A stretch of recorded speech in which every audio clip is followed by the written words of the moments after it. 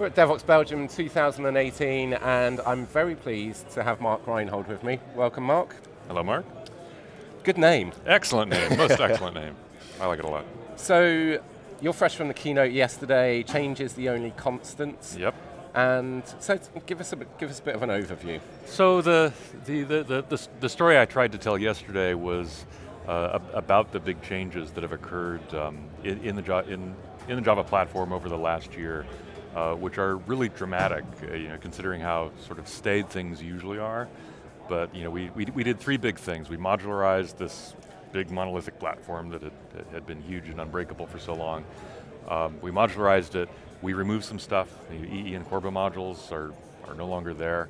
And then, of course, the really big change was switching from the unpredictable 3 to 5 year release cadence to every 6 months like clockwork. We ship what's ready, and we move on to the next one. And that's bang on every 6 months. Every there's 6 a months. New version. It doesn't matter what feature, if features are ready, they go in, by at most a few months before the release, and they're done. They need to be practically done before they go in, and you ship that. And it's actually amazing. One thing I didn't have a chance to mention in the keynote is just the effect on those of us who work on it, both inside and outside of Oric. It's like, you don't have this enormous deadline looming over you.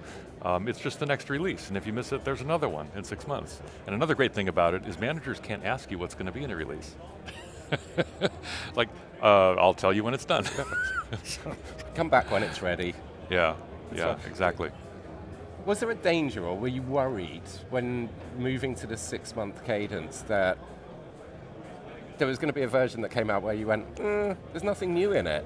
We actually did have that worry, and I mentioned this yesterday. Theoretically it's possible we could ship a release that has 0 new features, just some bug fixes and maybe some small API enhancements or whatever, but nothing really significant, nothing that would require a JEP in OpenJDK. So it's theoretically possible. It hasn't happened yet. JDK 10 had 12 JEPs, 11 had 17. And we've got a really healthy pipeline of projects producing new material. So I think it's pretty unlikely we'll ever have a 0 feature release. And I know that you've been working with some snazzy Twitter hashtags like works fine on Java 9, right, like heaven on 11. Yeah, works fine on JDK. Works fine on JDK 9 and works like heaven on JDK 11. That's Sam Brannan's invention. And that's getting input from the community about okay, what's working. And it gives you just a great way of crowdsourcing that information. Yeah, no, and I put a list up in the keynote of there was 91 replies that I've received to those hashtags of major libraries and frameworks and tools that work fine on 9, and as of a couple of weeks ago, well, last week, 51 of those work like heaven on 11. So I mean, people are moving forward, and that was one of the main messages I tried to get across in the keynote is there's this widespread belief that is based on some evidence that yes, going from 8 to 9 or later is some work because of the modularization work. The structure of the system changed. We encapsulated some internals. There are now warnings where you didn't get them before, but that's all part of a bigger plan to move things forward over time. So yes, there are more hurdles than going from say 7 to 8, but it's not as bad as many people think. Yeah. I've talked to people who do training, for example, and they'll have clients come and say, oh, we're all worried about moving from 8 to 9 or from 8 to 11, and they actually go through the experience and they look at their code and they help them out, and it's actually not that hard. Now, I know it's hard for some. I'm not trying to minimize the impact that it does have on some, in particular people who maintain libraries that do fancy reflective type things and stuff like that.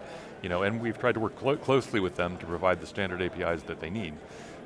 But it really is a lot easier than many people think. You mentioned in the keynote that there were kind of styles of adoption here as well. So in terms of, if you want all of the shiny new features and you're ready, right? Maybe you're upgrading every release. Right.